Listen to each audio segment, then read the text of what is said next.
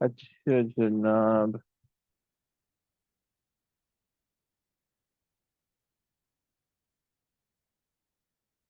तो हमारे पास आ रही है energy.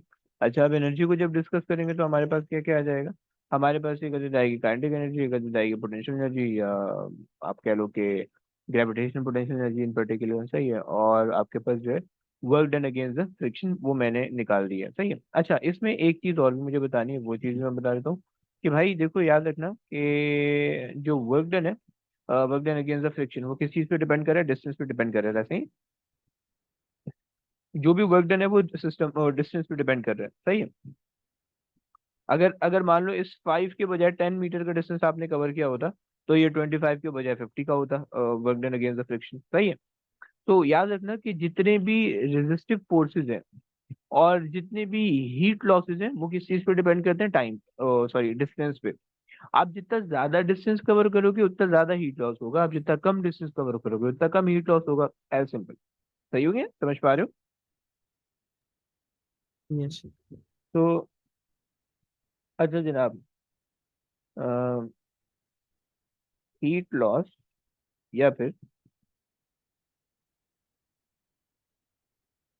Work done due to friction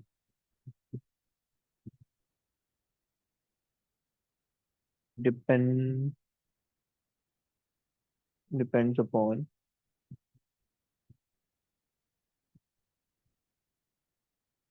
the path taken by the object. सही हो गया?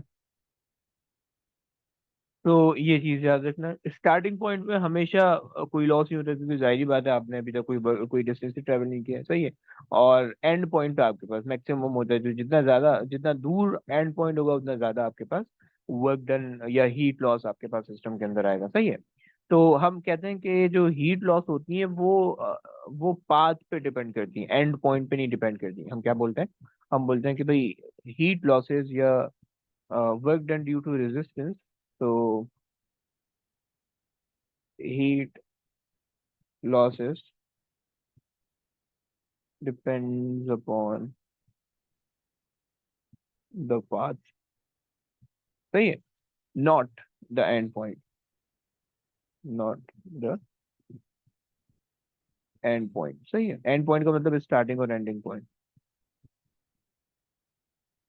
सही हो गया? अच्छा, फिर एंड पॉइंट्स कहाँ पे डिपेंड करते हैं? तो वो नॉर्मल एनर्जी, काइनेटिक और पोटेंशियल के अंदर होता है। कैसे? अभी देखते हैं।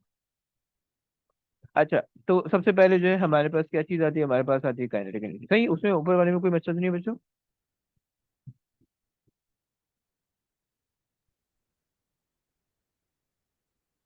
नो। ओके। तो काइनेटिक एनर्जी, अच्छा काइनेटिक एनर्जी को हम क्या कहते हैं कि भाई energy store in a body uh, due to its motion। सही हो गया? तो एक तो हमारे पास एक कहानी। अच्छा जनाब, तो अब अगर मेरे पास काइनेटिक एनर्जी का मैं फॉर्मूला लिखूं, तो मेरे पास क्या फॉर्मूला बनेगा? हम काइनेटिक एनर्जी का फॉर्मूला बचपन से पढ़ते आ रहे हैं, हाफ एम वी स्क्वायर होता था, राइट। और इसका यूनिट हमारे पास सेम होता है, जूल, सही। और अब जूल से तो स्केलर जो बेस यूनिट है वो ऊपर मैं बता चुका हूँ, सही। और ये हमारे पास अब चूंकि जूल से, तो ये हमारे पास स्केलर क्वांटिटी होगी, ये भी आप समझते हैं, सही। अच्छा, अच्छा याद रखना कि काइनेटिक एनर्जी जो है वेलोसिटी भी नहीं, स्पीड पे डिपेंड करती है। क्योंकि देखो, वेलोसिटी अगर होती, मान लो कि वेलोसिटी अगर होती है, तुम इसका स्क्वायर करो, तो तुम बेसिकली वेक्टर को वेक्टर से मल्टीप्लाई कर रहे हो, सही है। तो जब तुम वेलोसिटी का स्क्वायर करोगे तो तुम्हारे पास स्पीड तुम्हारे पास आएगी, राइट। तो जो काइनेटिक एनर्जी होती है वो स्पीड पे डिपेंड करती है, सही है। डायरेक्शन ऑफ स्पीड पे नहीं डिपेंड करती, सही है। ये चीज याद रखना, क्योंकि इससे जो है ना तुम कुछ मसले मसाइल कर सकते हो, कैसे वो भी मैं बताता हूँ। अब देखो मैंने ये बोला कि अगर हमारे पास जो काइनेटिक एनर्जी है वो स्पीड पे डिपेंड करती है, वेलोसिटी पे डिपेंड नहीं करती, तो इसकी जो है ना, आप अगर आप इसको स्पीड पे डिपेंड करोगे, या आप ये बोलोगे कि सॉरी वेलोसिटी पे अगर आप ये समझोगे कि डिपेंड करती है, तो ये गलती तो ये होगी। जैसे कि मान लो कि ये एक मेरे पास जो है एक ट्रैक है, सही है, इसको थोड़ा सा सर्कुलर ट्रैक ले लेते हैं, सही, एक सर्कुलर ट्रैक है। कोई एक मान लो कि कोई एक रेसर था, उसने यहाँ से स्टार्ट किया, सही है, ऑल द वे वो यहाँ से ये पूरा घूमता हुआ वो यहाँ पे आ गया, सही है। तो अब अगर मैं आपसे पूछूं कि इस जो भी आपका रेसर है, इसकी वेलोसिटी क्या होगी, तो आप ऑब्वियसली बात है जीरो बोलोगे, क्योंकि उसने पूरा एग्जैक्टली वन लैप कंप्लीट किया, सही। और अगर अगर काइनेट अगर आपके पास वेलोसिटी इसकी जीरो आई तो आप जीरो बोल, सॉरी, अगर इसकी डिस्प्लेसमेंट जीरो है तो उसकी वजह से वेलोसिटी जीरो हो जाएगी, एवरेज वेलोसिटी, टोटल वेलोसिटी, सही है। तो वो जो वेलोसिटी होगी वो जब जीरो हो जाएगी, तो आपके पास जो काइनेटिक एनर्जी होगी उस हिसाब से तो वो भी जीरो हो जानी चाहिए। जबकि काइनेटिक एनर्जी तो जीरो नहीं है, काइनेटिक एनर्जी जब उसने स्टार्ट किया होगा, तो जब रेस स्टार्ट की होगी तो मे बी वो या तो बिल्कुल ओरिजिन बिल्कुल स्टॉप से स्टार्ट कर रहा होगा, या पहले से भागता हुआ आ रहा होगा, फिर उसने स्टार्ट किया होगा उस पॉइंट पे, सही है। तो उसकी इनिशियल काइनेटिक एनर्जी कुछ है, फाइनली जब एंड किया होगा तो भी उसकी काइनेटिक एनर्जी कुछ है, क्योंकि वो भाग रहा है, सही है। तो एक मसला ये आ जाएगा कि अगर यहाँ पे आपकी काइनेटिक एनर्जी जीरो आनी चाहिए, लेकिन वो तो नहीं आती, सही है। अच्छा, दूसरा सिनेरियो ये कि जब आपके पास मोमेंटम है, सही है, और मोमेंटम के अंदर जब आपके पास मान लो कि एक बॉल है, सही है, वो इस डायरेक्शन में जा रही है, सही है, और ये इसकी वेलोसिटी की डायरेक्शन। अब अगर आपसे कोई बंदा बोले कि इसकी काइनेटिक एनर्जी निकाल दो, सही है, तो आप उससे ये नहीं पूछ सके कि कौन सी डायरेक्शन में, क्योंकि वो काइनेटिक एनर्जी डायरेक्शन पे डिपेंड नहीं करती, सही है। तो आप ये नहीं निकालोगे कि इसको वर्टिकल कंपोनेंट या हॉरिजॉन्टल कंपोनेंट, वर्टिकल कंपोनेंट दोनों की अलग अलग काइनेटिक एनर्जी होनी चाहिए ना। काइनेटिक एनर्जी के लिए बस सिर्फ यही वाली वेलोसिटी, जो उसकी एक्चुअल वेलोसिटी है, वही आप यूज करोगे, सही है। तो ये इन दो तीन जगहों पे आपको जो डायरेक्शन है ना वो मैटर करती है, कि अब यहाँ पे फिर आप बच्चा के कंफ्यूज जाता है कि अब यहाँ पे हम क्या, कौन सी काइनेटिक एनर्जी निकालें, हॉरिजॉन्टल वाली या वर्टिकल वाली। तो यहाँ पे आपने एक नॉर्मल काइनेटिक एनर्जी निकालनी है, जो कि उसकी रिजल्टेंट वेलोसिटी की वजह से है, सही है। अच्छा जनाब, काइनेटिक एनर्जी हो गई। अच्छा, तो अब अगर मेरे पास एक ऑब्जेक्ट है जिसने स्टार्ट किया ए से और बी पे एंड कर दिया, इनिशियल वेलोसिटी उसकी ए पे यू है, फाइनल वेलोसिटी उसकी बी पे वी है, सही है। तो अब जब इसकी अगर मुझे चेंज इन काइनेटिक एनर्जी निकालनी है, तो चेंज इन काइनेटिक एनर्जी मेरे पास किसके बराबर आएगी, half M we square minus half M U square, सही है। तो मेरे पास final kinetic energy minus initial kinetic energy हो जाएगी, सही है। और जब मैं चेंज के लिए अगर मैं इसको फर्दर सिंप्लीफाई करूँ, तो ये मेरे पास हो जाएगा half M we square minus u square, सही। तो ये मेरे पास जो है कि चेंज का फॉर्मूला होगा बना, सही हो गया।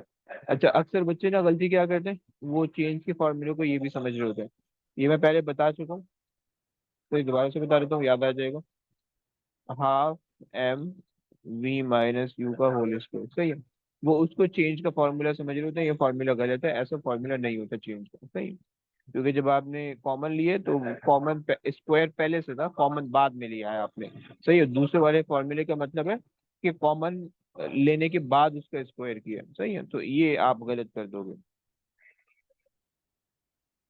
अच्छा जी,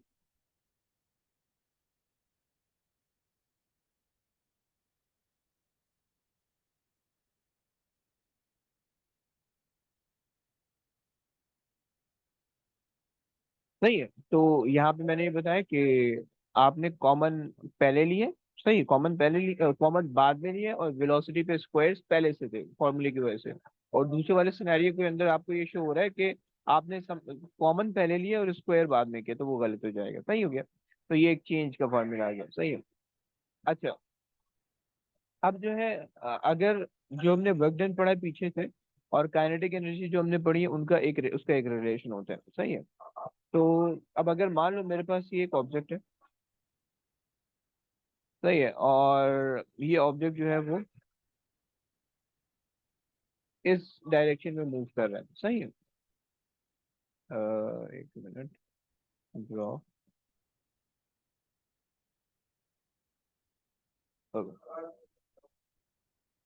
सही है। सो मेरे पास ये एक ऑब्जेक्ट, और ये ऑब्जेक्ट इस डायरेक्शन में मूव करे, सही है। लेट्स से मान लो कि उसने एस मीटर का की डिस्प्लेसमेंट कवर की है, सही है। उसकी इनिशियल वेलोसिटी थी सम यू, सही है। उसकी फाइनल वेलोसिटी थी वी, सही। I applied a force F on it, सही है। And the block has a mass of m k g, right. तो अब मुझे जो है ये देखना है कि अगर मैं वर्क और काइनेटिक एनर्जी को रिलेट करूं तो मैं किस तरह से रिलेट करूंगा, तो वो मुझे देखना है, सही है। और उसका हम एक फॉर्मूला हमने पढ़ा है, सही है। अच्छा, पहले अगर मैं इसमें वर्क की इक्वेशन बनाऊं तो वर्क की क्या इक्वेशन बनेगी? हमारे पास वर्क की इक्वेशन बनती है F is equal to, sorry, work done हमारे पास है, work done is equal to F times s, right. और हमारे पास जो काइनेटिक एनर्जी की जो चेंज इन काइनेटिक एनर्जी की जो इक्वेशन बनेगी, वो हमारे पास बनेगी half M we square minus u square, सही हो गया। मैं वर्क डन की इक्वेशन को मैं ऐसे भी लिख सकता हूँ, work done is equal to F हमारे पास होता है एम ए, सही है। So m a time s, सही है।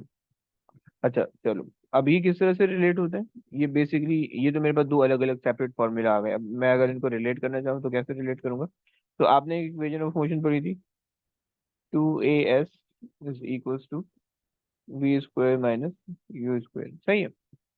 मैं इसके थ्रू रिलेट कर देता हूँ, सही है। कीपिंग इन माइंड कि इस सिनेरियो के अंदर मेरी एक्सीलरेशन कांस्टेंट है, एक्सीलरेशन चेंज नहीं हो सकती। अगर एक्सीलरेशन चेंज होगी तो ये नहीं लगेगा फिर, सही है। तो अब मेरे पास जो है ये फॉर्मूला है, सही है। अगर मैं टू वहां भेज दूँ, ए एस यहीं रहने दूँ, और 1/2 वहां भेज दूँ, सही है। और मैंने किया v square minus u square, सही है। और अगर मैं दोनों जगह पे एम से मल्टीप्लाई कर दूँ, यहाँ पे भी मैं एम से मल्टीप्लाई करूँ और यहाँ पे भी मैं एम से मल्टीप्लाई करूँ, सही है। तो आप देख सकते होगे कि ये पूरी चीज़ क्या बन गई है, ये पूरी चीज़ वर्क डन बन गई है, सही है। और जो दूसरी वाली चीज़ थी, वो दूसरी वाली चीज़, ये वाली जो चीज़ है, ये क्या बन गई है? ये पूरी काइनेटिक एनर्जी बन गई है, राइट। तो इस तरीके से जो है हम लाइक इसको जो है वो कर सकते हैं। इसके इसको रिलेट कर सकते हैं, और इसकी जो है ना रिलेशन फिर यूज भी होता है आगे, समझ रहे हैं आप लोग? तो हमने बोला कि भाई वर्क डन हमारे पास किसके बराबर है? चेंज इन काइनेटिक एनर्जी को, सही है। अब ये हर जगह अप्लाई होगा, लेकिन हर कौन कौन सी जगह पे अप्लाई होगा? कि जब आपके पास लीनियर मोशन हो, सही है, विथ नो रेजिस्टिव फोर्स, सही है। तो ये तब आपके पास अप्लाई होगा, सही हो गया। अच्छा, अ, बोलो। नो रेसिस्टिव फोर्स मतलब एक्सेलरेशन कांस्टेंट। यस। ओके। अच्छा जनाब। अच्छा, और नो रेजिस्टिव फोर्स से मतलब है कि आपके पास कोई फ्रिक्शन नहीं है, कोई एयर रेजिस्टेंस वगैरह कुछ इस तरह से नहीं आ रही है, सही है। तो अगर आप उसको कांस्टेंट रखना भी चाहो तो आप उसको रख सकते हो, सही है।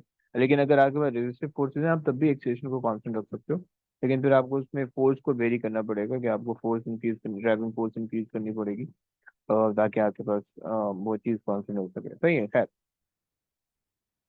तो अब बेसिकली ये जो वर्क डन डब्ल्यू की बात हमने की, ये वर्क डन कौन सा वर्क डन है? ये वो एक्सटर्नल वर्क डन है जो कि हमने अप्लाई किया है, सही है। दिस इज द एक्सटर्नल और driving force that we applied on the block, सही है।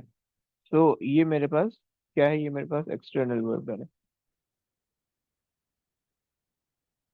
एक्सटर्नल वर्क डन, सही है।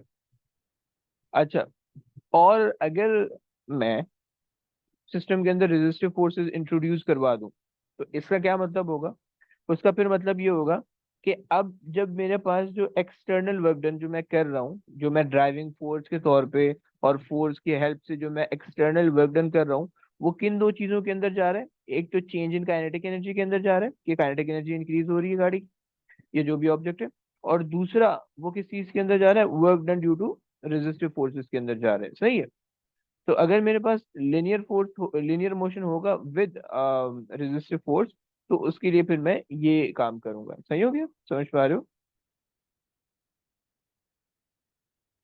ठीक है। Linear motion with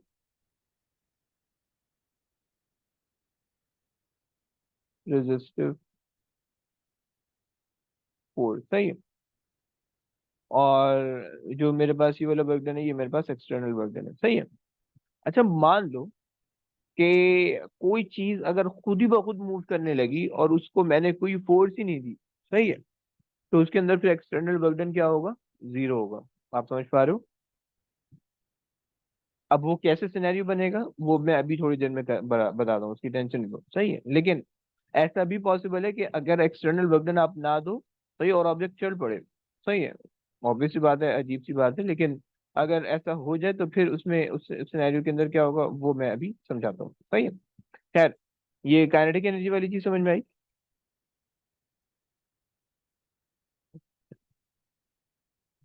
ji.